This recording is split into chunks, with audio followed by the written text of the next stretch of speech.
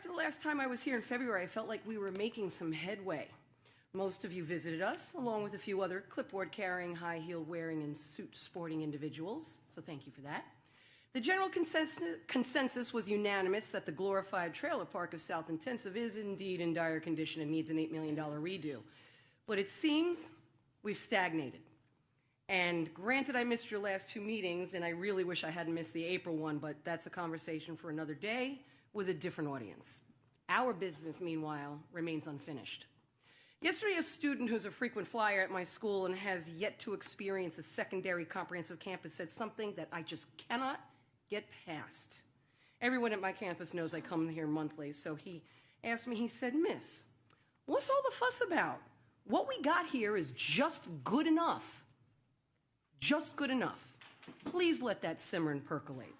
Because how can a campus with over 180 people, 2 bathrooms, raw sewage building up, overflowing sump pumps, violating OSHA and school sanitation standards, lacking 3 teachers to the point that others have endeavored to fill the vacancies by taking on 10 or 11 preps in their place, with no freeze-on enrollment during state testing, while all other schools, 232 of them exact, have that. We have no water fountains, not enough BIAs. How on earth can a campus in such a state of decrepitude just be good enough? And the answer is that, I'm sorry to say, you have taught him that. You've reinforced in him the idea that the inequity of his school environment is all that he deserves. You've convinced him that there'll be nothing better coming his way. And that lack of equity is not just good enough. That's heartbreaking. That's shameful. And you need to own it, because that's the mindset the inattentiveness to our school's situation has reinforced over the last few years. How can we sit here, and how can that sit well with you?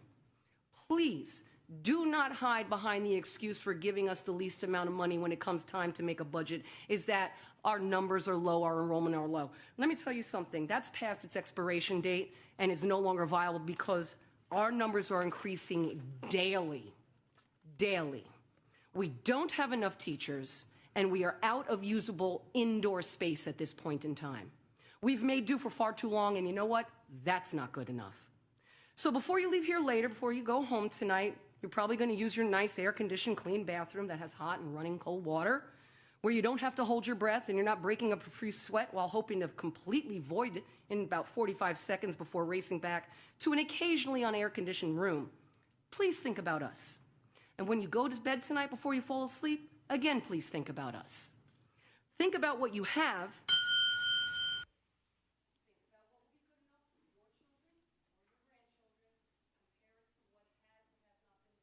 Ma'am, your time.